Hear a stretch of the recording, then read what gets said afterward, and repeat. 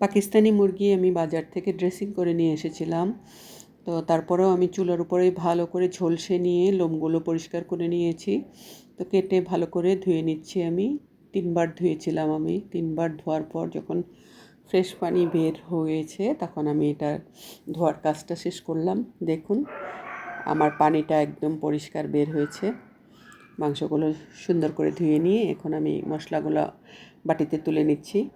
আমি এখানে আদা রসুনের পেস্ট টেবিল চামচের 2 চামচ করে নিয়েছিলাম। রসুন আর একটু বেশি দিয়েছিলাম, আদা 2 চামচের মতো।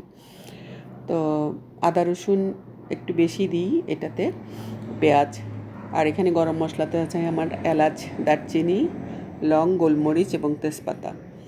তো গরুর মাংসের মতোই একটু মশলা বেশি দিতে হয় এই মাংসতে। আর আমি দেখেন মোটা মোটা করে এইভাবে রাউন্ড করে পেঁয়াজগুলো কেটে নিই। এইভাবে অনেকক্ষণ ধরে পেঁয়াজগুলোকে ভেজে নিয়ে তারপর আমি গরম মশলাটাও অ্যাড করে দিলাম। গরম মশলাটাও ভাজতে থাকবো। ভাজতে ভাজতে যখন একটু পেঁয়াজটা ব্রাউন কালারের হয়ে আসবে তখন আমি আদা রসুনটা দিয়ে দিলাম। তো আদা রসুনটাও ভালো করে একটু ভেজে নিব। পানিটা শুকিয়ে এলে তারপর আমি এক এক করে এখানে অ্যাড করব। ভালো করে নেড়েচেড়ে আমি পানিটা শুকিয়ে নিলাম। এক এক করে হলুদ গুঁড়া দিয়ে দিচ্ছি। হলুদ গুঁড়া দিয়ে ভালো করে এটাকে ভেজে নিয়ে এটাকেও অনেকক্ষণ ভাজবো একটু পানি দিয়ে। ভেজে নিচ্ছি, কষিয়ে নিচ্ছি ভালো করে। কষিয়ে নেওয়া হলে এবার আমি দিয়ে দিব মরিচ গুঁড়া। সাথে সাথেই আমি একটু পানি দিয়ে দিব এখনই। পানিটা দিয়ে না কষালে দেখা যাচ্ছে যে মরিচের ঝাঁজটা সারা ঘর হয়ে যায়। অ্যালার্জি যাদের আছে হাঁচি কাশি শুরু হয়ে যায় এই আর কি। তো আমি জিরার গুঁড়া এই মুহূর্তে দিয়ে দিলাম আবার। জিরার গুঁড়াও প্রায় আমি 1 টেবিল চামচ দিয়েছি। এটা আমি নিজেই করে থাকি। জিরা শুকনো ভালো করে শুকিয়ে রোদে শুকিয়ে ভালো করে ফ্রেশ করে বেছে টেছে গুঁড়ো করে আনি মেশিন থেকে। তো আমি এই মুহূর্তে মাংসগুলো দিয়ে দিলাম। মুরগির পা আমি পছন্দ করি, যার জন্য আমি ফেলি না। আমি পা, পাখনা এগুলো খাই। ফ্রেশ মাংস আমি খাই না। হার্ড চিকেনটা এটা খাই, তারপরেও পাগুলোই বেশি খাই আমি। তো আমি অনেকক্ষণ ধরে এটাকে উল্টে পাল্টে মশলাটা মিক্স করে নিলাম। মশলাটা মিক্স করে নিব অনেকক্ষণ ধরে এভাবে নেড়ে চেড়ে কষিয়ে নিতে থাকবো। একটু পর পর ঢাকা দিয়ে আমি ঢাকনা খুলে আবার কষিয়ে নিচ্ছিলাম একটু একটু পানি অ্যাড করে। এখানে খুব অল্প অল্প পানি অ্যাড করে আমি নেড়ে চেড়ে নিচ্ছিলাম। আসলে ঢাকনা আমি এখনও দিইনি, যার জন্য কালারটা খুব সুন্দর লাগছে। দেখবেন একটু পরে ঢাকনা দেওয়া হলে এটার কালারটাই চেঞ্জ হয়ে যায়।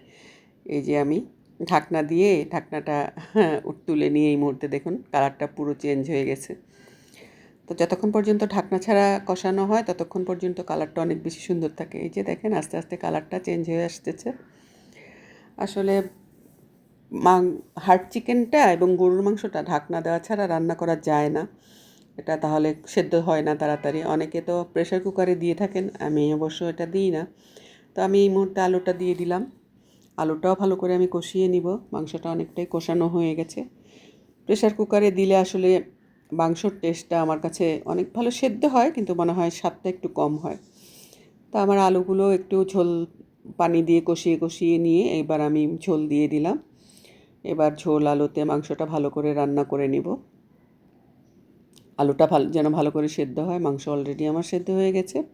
তা আমি এই মুহূর্তে পেঁয়াজ বেরেস্তা দিয়ে দিলাম ভাজা জিরার গুঁড়া এবং কাঁচামরিচ ফালি না, আমি আস্তই দিয়ে দিয়েছি ঘ্রাণের জন্য। সুন্দর একটা অ্যারোমা বের হয়ে আসছে আসলে দেওয়ার সাথে সাথে। তো প্রায়ই হয়ে গেল আমার পাকিস্তানি লেয়ার মুরগি রান্না। এটা আসলে আমার খুবই পছন্দ। আমার মতো কে কে পছন্দ করেন এটা খেতে? ভালো লাগলে লাইক কমেন্ট করবেন। আসলে আমি নতুন ইউটিউবার, একদমই নতুন। হয়তো 2-1টা রান্নাই আমি শেয়ার করেছি। তো ভালো লাগলে কমেন্ট করে জানাবেন। ইনশাল্লাহ দিতে থাকবো আপনাদের জন্য।